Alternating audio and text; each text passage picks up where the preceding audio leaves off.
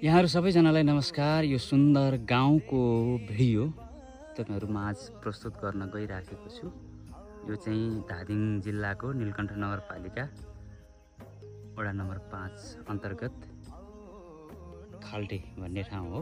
पुरानो खाल्टे गाविस। यो तपाईको हेर्नुस्, यो माथि छ नि, यो चाहिँ पातले भन्छ हैन।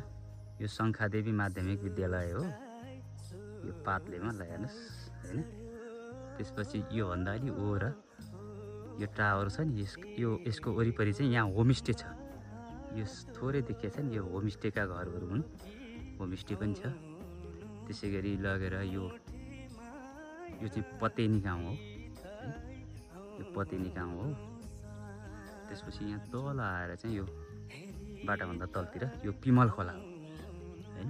पिमल खोला त यो डाँडोले पनि अलि छेकेको छ। त्यसैगरी आएर यो चाहिँ फ्याक्से भन्छ हैन। फ्याक्से भन्छ यो पञ्चकन्या माध्यमिक विद्यालय यो हलको हैन। त्यसपछि भन्दा यतापट्टि यो चाहिँ स्वास्थ्य चौकी हो खाल्टेको। वडा कार्यालय पनि यतै नजिकै छ। 5 नम्बर वडा कार्यालय नीलकण्ठ नगरपालिकाको।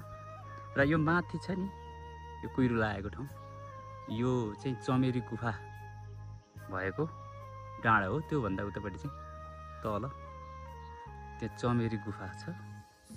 र मैले यसरी खाल्टेको सेरोफेरो हैन तपाईहरु माझ प्रस्तुत गरेँ। कस्तो लाग्यो प्रतिक्रिया दिनु होला। धन्यवाद।